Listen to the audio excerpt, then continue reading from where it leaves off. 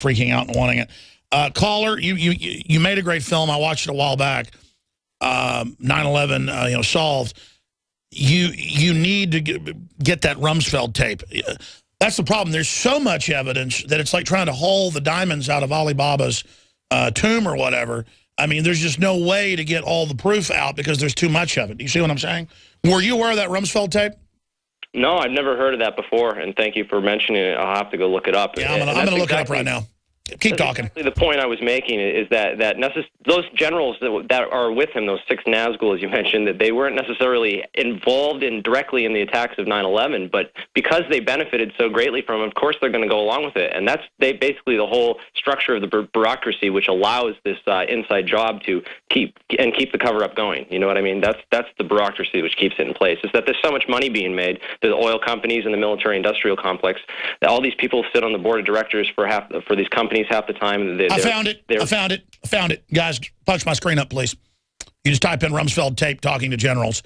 It's Global Research, 2008, and a newly released tape of 2006 neocon luncheon meeting featuring former Wall Street War Secretary Donald Rumsfeld, and then they talk about the false multiplier propaganda shills.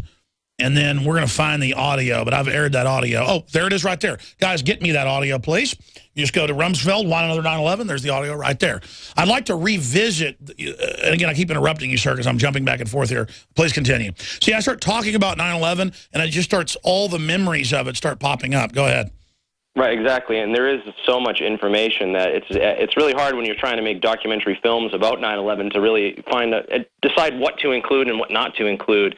What sort of is the more hardcore evidence, and what's the sort of less the arguments that sort of lead away and everything. But I thank you for having me on and giving me a chance to talk to you, Alex. And I'd like to maybe get on your show some other time. We can have a whole hour to talk about all kinds of things. Well, I love it when we go to the calls and, a real jewel pops up like you talking about the great work you've done. Yeah, give us your number and your info right now and maybe get you on the Nightly News. You can put together some special video for us or something and come on and present it, because I saw your film a while back and just thought it was excellent. Your analysis, very straightforward, very calm. It takes different strokes for different folks to get the job done, and I like what you've done, so God bless you. Give us Jeremy's number, John. Please get that and send it on over via the IM to Nico. All right. Very interesting information. Yeah, just type in Rumsfeld, Why Not Another 9/11? And then you can go hear the audio taped at the private luncheon where, I mean, it's unbelievable. They're clearly talking about what they staged. So... same deal over and over again, like the PNAC document written a year before 9/11 by Dick Cheney.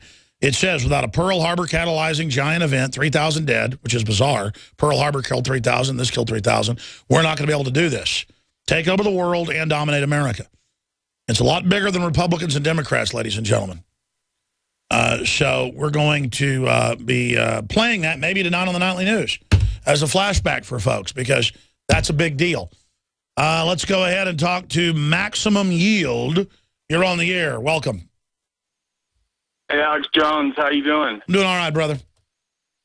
Hey, thanks for your call. This is Maximum Yield. I'm calling from MCX Now trading site. We're currently trading cryptos and currently the safest trading site on the net. I'm calling in regards to You're calling to plug your crypto site, but that's okay as long as it doesn't turn into my show being the Swap Meet channel. But what's on your mind, sir? I want to know your view on, well, I know you're all about decentralized banking, correct? Yes, I am for it, but it just doesn't mean that I embrace everything that comes down the pike. I understand that. And do you see crypto as a huge way to decentralize banking? Absolutely. Of course, just like all the different systems on the internet are. And do you just support that? Do you support cryptos in that way? Do you want crypto to succeed in that way, to decentralize banking? Yes, I want legitimate cryptos to succeed, so that's why we have to research everything. We have to talk about it. We have to learn how it all works, something I've been doing. And then we have to have the courage to criticize things that don't look good to us, to differentiate in the market, and then have the ascension of good systems. I'm totally about that, and I'm excited because I'm just a small trader. I just learned how to do it. I only have $20 total in crypto, but I made my way up from $6 within a couple days, and it's an exciting thing. And I'm taking it. I'm investing in a couple coins for activism purposes and for good causes, such as Maza Coin or Dogecoin recently built a well in Africa for other people in need. No, it's beautiful. And That's just like crowdsourcing ideas or films. That's how we destroy the dinosaur media forever and put a stake through its heart. Because it is a zombie dinosaur. It's dead, but it's still lumbering along, acting like it's the authority. And so I hear you, and I appreciate your call. Now, I got more calls here. Senator busted by FBI selling to China mafia. Another senator got caught reportedly selling weapons to Al-Qaeda type folks in California. We've known about that for years. And that's my next stack. Petty corruption versus real corruption. I'm going to cover that straight ahead and some Obamacare news on the other side. Maybe do some overdrive and take calls. We'll see what happens. Don't forget, we have the new lung cleanse out. InfoWarsLife.com. It's revolutionary, and it supports the broadcast. Go check out this new product. Scare us into going down the rat hole with them. Now is the time to wake up and say no to the New World Order. Okay, continuing here with the news. I'm just going to read these headlines and then give you my take on it. Postal Service employees use travel cards to gamble, pay bills, and go bowling. Oh, my gosh, it's so horrible. Though, if they caught you doing that in the private sector, they would throw you in prison. Let's move on to the next thing. Secret Service incident in Netherlands was on heels of car wreck during Obama's Miami trip. The Washington Post says a Secret Service agent on his off hours got drunk and fell down, which isn't a good thing, but oh, my goodness. A bunch of former military people that become Secret Services drink.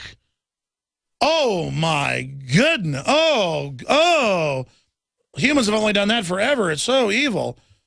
Here's a new one. Amid new rules and security, Secret Service confronts agents' conduct. Yes. And here's another one. Exclusive. U.S. to require casinos to vet high rollers' funds and sources. So there's no money laundering while the banks launder hundreds of billions in front of us publicly. Now. This is all just petty examples of where they're going to selectively enforce this to make it look like the media and the government are cracking down on corruption. They call it snacks. And they use it to keep the low-level people all scared so that they'll follow orders and be part of bigger corrupt operations. Okay, you're supposed to go after high-level corruption and stuff that hurts innocent people, not sit there and nickel and dime people over getting drunk. And I'm not saying that's good. It's that the media makes it like it's this big deal. Meanwhile, we do have a big deal. I've known about this for years. Terrorist training camps all over the hills of Central and Northern California, openly protected by the government. But then if the California government in the area wants your house, they'll come shoot you. Literally in a drug raid. There's a lot of famous cases of that. Just kill you as a hit team, saying you pulled a gun on them, even though you don't own a gun and plant one. Because they're gangsters. Now, I'm not saying all California departments are, but a lot of them are. California State Senator Leland Yee indicted for arms trafficking and supporting assault weapons ban. The FBI claims, and I believe it because, I mean, I don't know any of these Democrats that aren't involved in gun running, quite frankly, or narcotics trafficking. I mean, I've covered Democrats before, man, and I've never seen such criminal activity. I mean, they are a criminal group. Republicans, it's more institutional. I got to say, most Republicans I know are not involved in criminal activity. The Democrats are a criminal group. That's well known, folks, anybody that studies stuff. I mean, the Republicans will just publicly pass a law to make it a hellish police state or, you know, launch an evil war. The Democrats are a bunch of gangsters. But transferring weapons to terrorist training camps in California, and it's the terrorist training camps that have been on the news for years, and this guy's giving them weapons. Foreigners that aren't even U.S. citizens and can't get weapons. This guy that wants to ban your guns is doing that. That's a real corruption point. The only reason he got busted is he was just so public about it.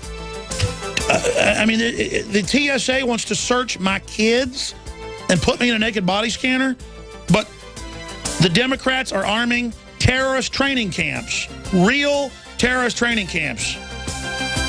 I mean, allegedly. He's been indicted.